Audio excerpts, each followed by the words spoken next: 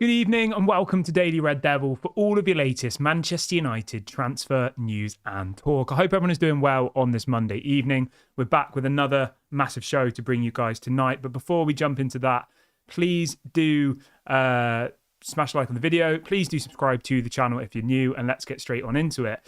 On the show tonight, we're going to be talking about a story that's saying that Erik ten Hag's power is going to be removed from Manchester United.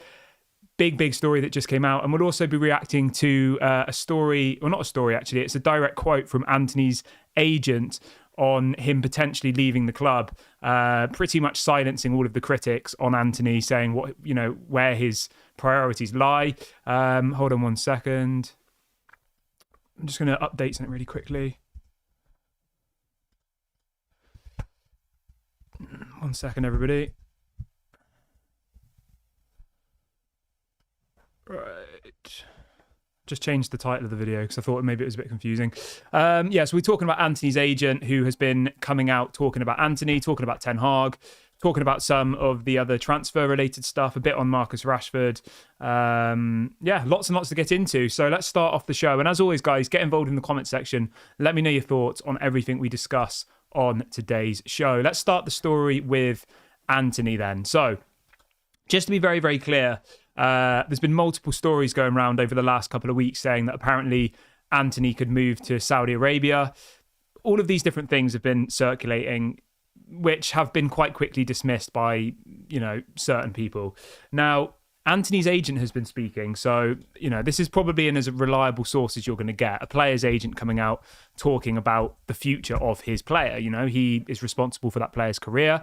And so Antony's agent has said this. He says, when talking about Antony's potential move to Saudi Arabia, he says, "We've not received any communication yet from Manchester United about Antony and potential transfers for the January window." He says, "Antony has his head focused on doing his best for Manchester United and improving his numbers." Now, what does everybody think about that? Like, are you happy with Antony staying? Do you think he should be moved on? I mean, from my perspective personally, Antony's not going anywhere, realistically, is it? We've only just signed the guy last season, didn't we? And not last summer, the summer before. We paid, I think, 100 million euros for him. No club in world football is going to offer us anywhere near that type of money. So when you think about it, when you actually break it down, like, the likelihood of Antony going at this stage is probably zero. Unless obviously a club came in with a serious bid and serious wages. But where we are as of today is no one has come in, There's apparently mediators trying to do deals for Saudi players all the time. That always is happening in the background, and it's something that will be going on with football for the rest of our lifetimes, I think. There's always going to be murmurs that the Saudi league are trying to bring the big players over to the Saudi teams. That's just going to keep happening. So I don't think Antony, as this story has just said, is going to be going anywhere. But let me know what you guys think. Do you think Antony should be at Manchester United? Does he have a future here?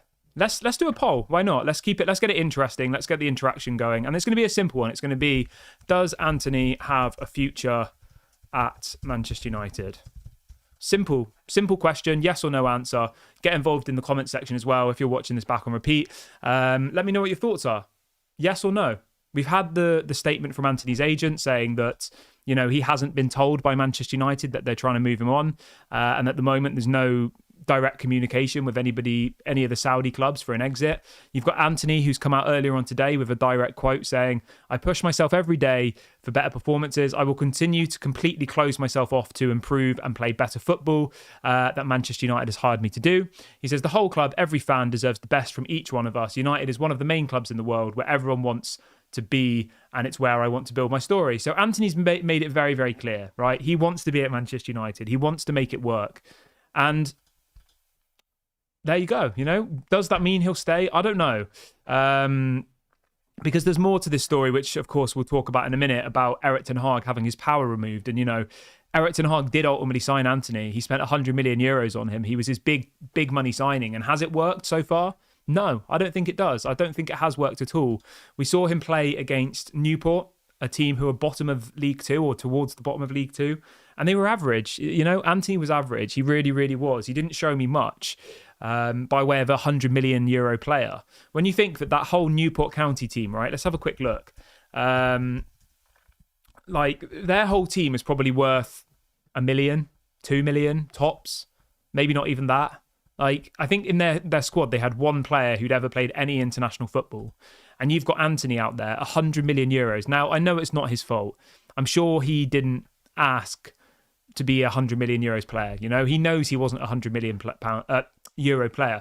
And sometimes the price tag does dilute things, you know.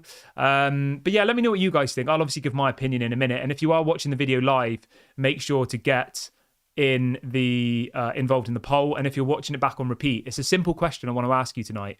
Does Antony have a future at Manchester United?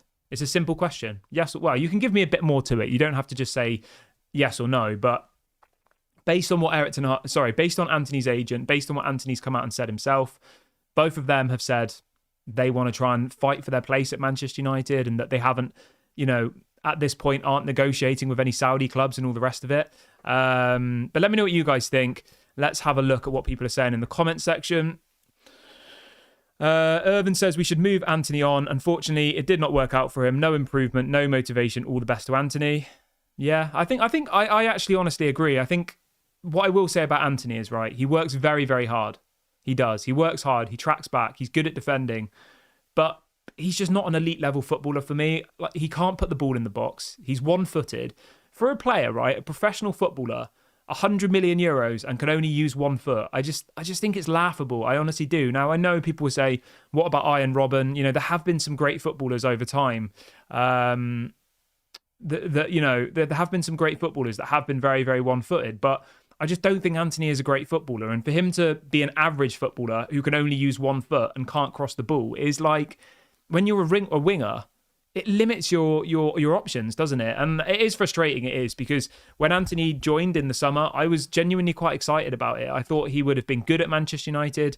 I thought he had a future here. I thought he would have been our star player. But what I've seen so far, he hasn't really shown me much. You know, there might have been a couple of games last season where he was okay, but for him to have only got his first goal and assist of the whole season against Newport yesterday, after playing, 20 plus games across all competitions for Manchester United, that's simply not good enough. I'm sorry. To only have 1 goal and 1 assist in 23 games, and that was against Newport County, who are a team near the bottom of the second division in the English, in the English pyramid. It's like so poor for me.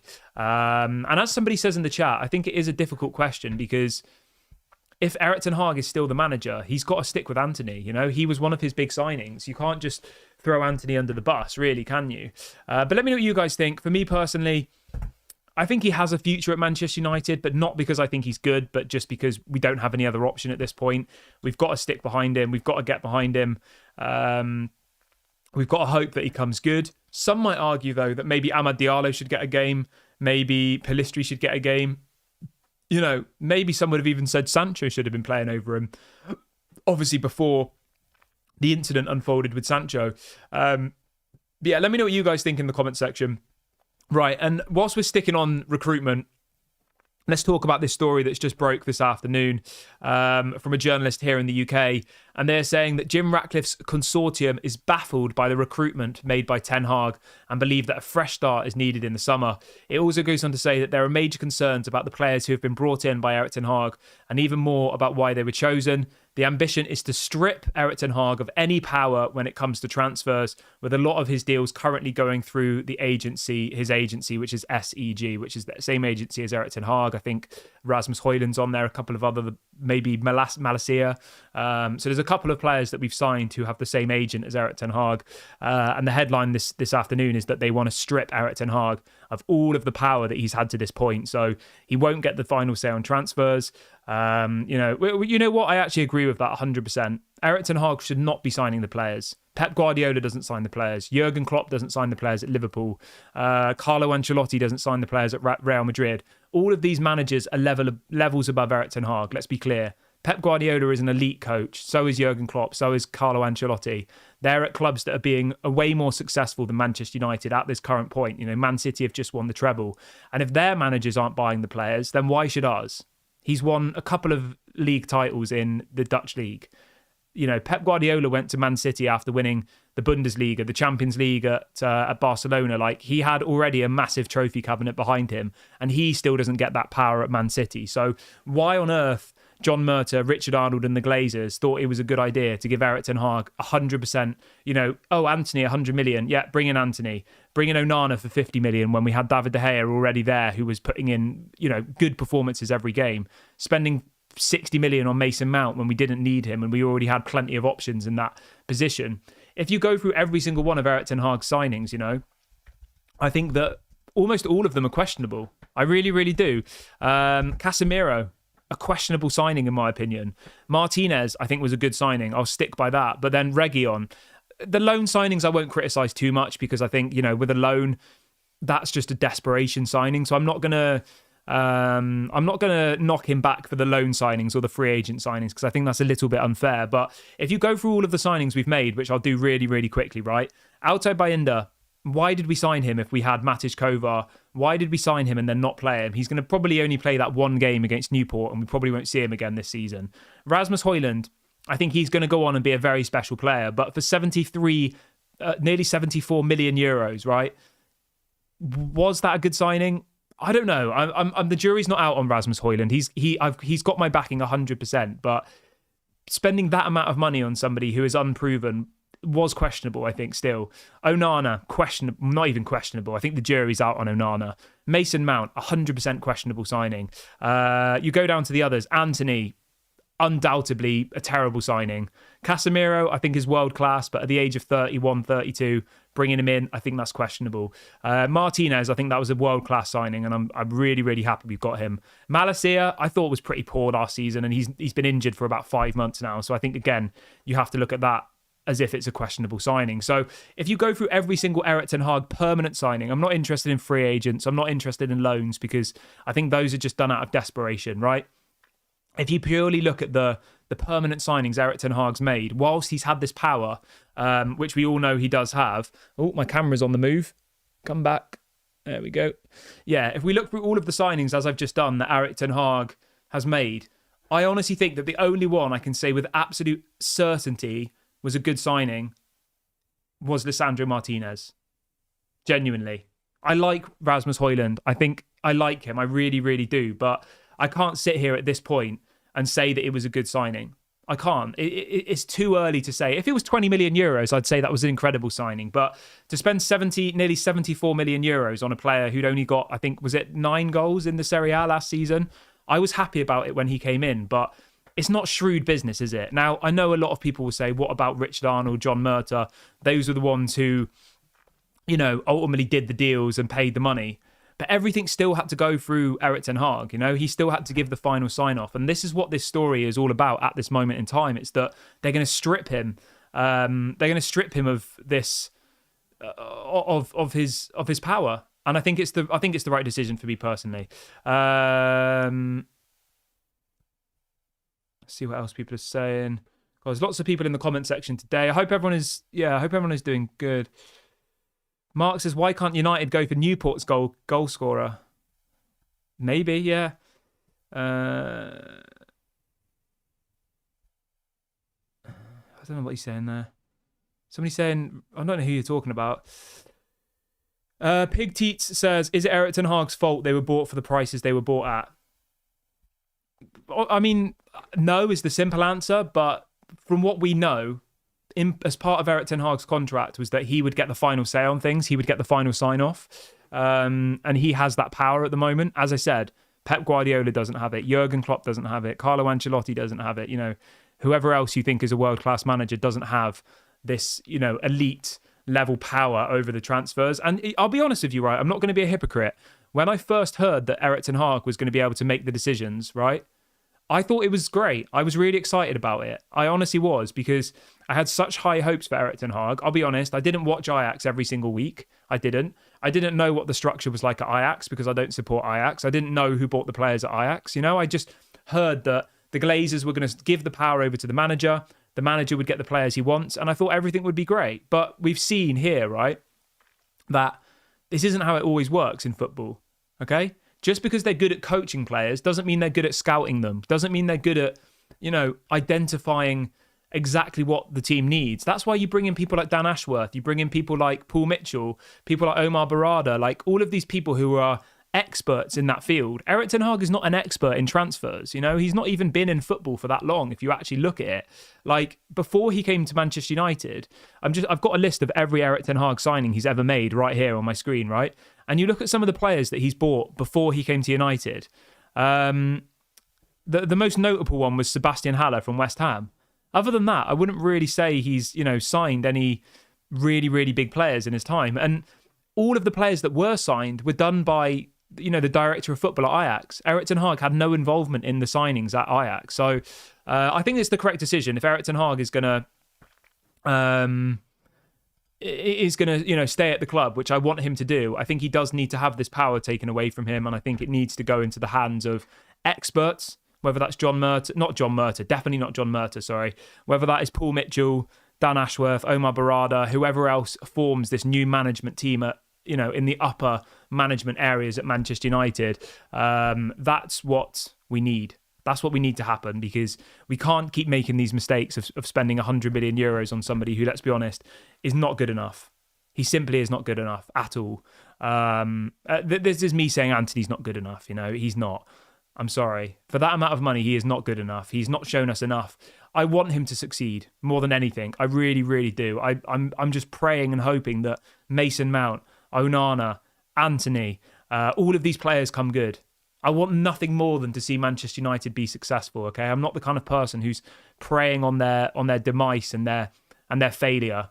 I want them to succeed. I would love to see Mason Mount come into this side and tear it up. Onana to turn into this goalkeeper that we all dreamt of. Antony to be able to learn to cross the ball and use his other foot. Like, all of these things would make me so happy. But from what we've seen so far, it doesn't look like it's going to happen. Obviously, things can change. Let's see what people are saying in the chat. Andrew says, I want Rashford out. We'll talk about Rashford in a minute.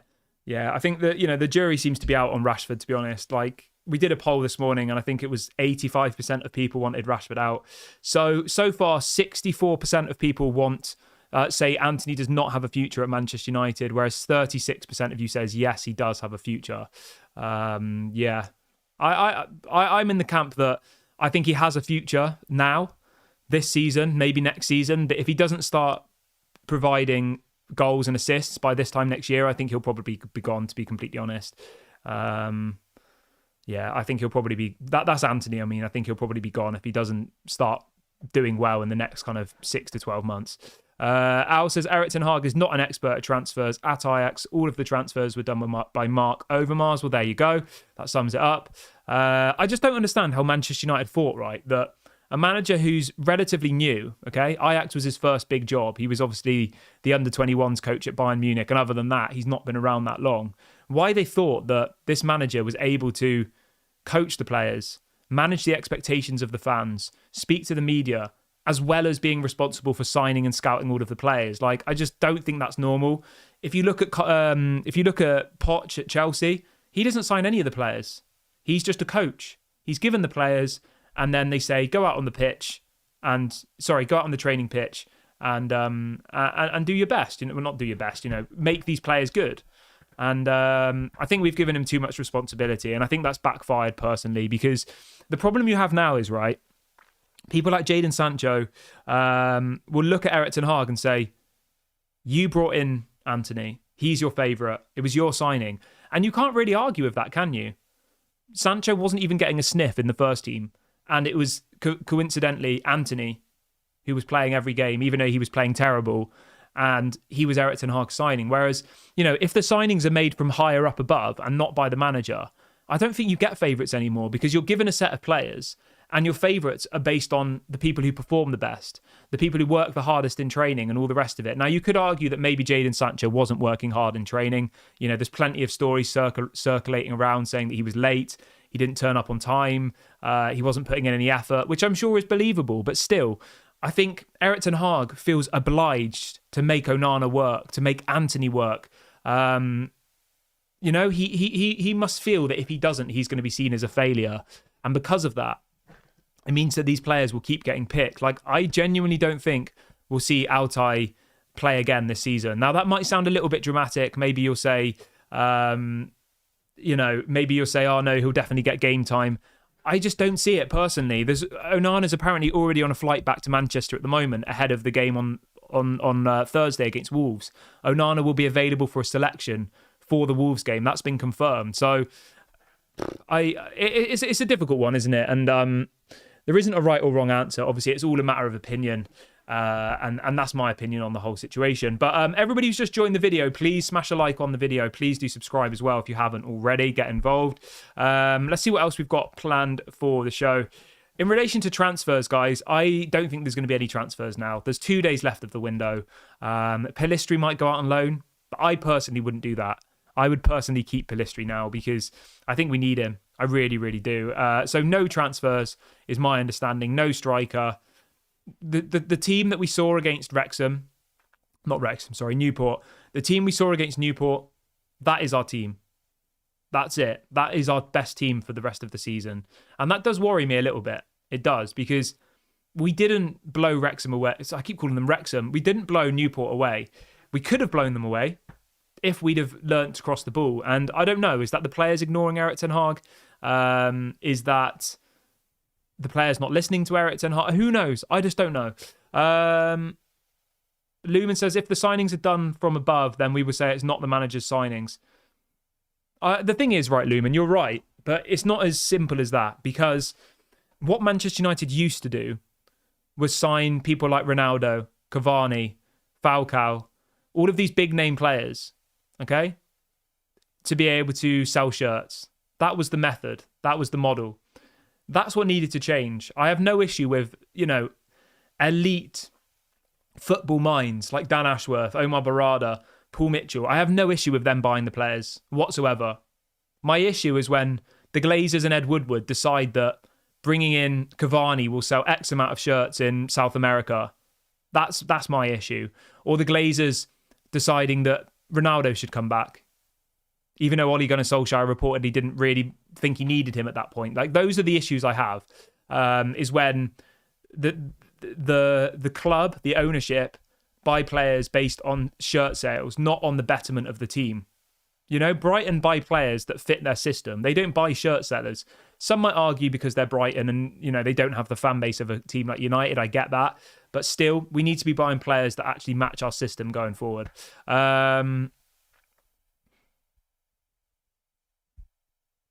Richard says, every player he has signed, apart from Casemiro and Varane.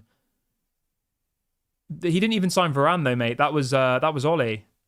I'm pretty sure. Yeah, he didn't sign Varane. That was Ole Gunnar Solskjaer. Casemiro. Yeah. I honestly think the only signing that's like, I can 100% say is a good signing without a shadow of a doubt is Lisandro Martinez. I think Rasmus Højlund could become a good signing, but at this point, it's hard for me to criticise him or to praise him because he doesn't get any goals because no one passes him the ball. And do you know what I mean? Like, I can't sit here and say Rasmus Højlund was a world-class signing. Like, you just can't do that. And I think you'd be lying to yourself if you did say that, really, at this point. I think he can become a world-class signing, but at this point, it's difficult to say that. The only genuine one was Lisandro Martinez. The rest of them, I think, are questionable, personally. But that's obviously my opinion. Let me know in the comment section. I'm going to wrap the video up here, guys. Thank you so much to everyone who's joined me on the show this evening. Please do me a small favour. Like the video before you go. Let's try and see 200 likes on tonight's video. Smash subscribe as well if you're new. I'll be back live tomorrow at 11 a.m. UK time. Have a good night, everybody, and I'll speak to you all tomorrow.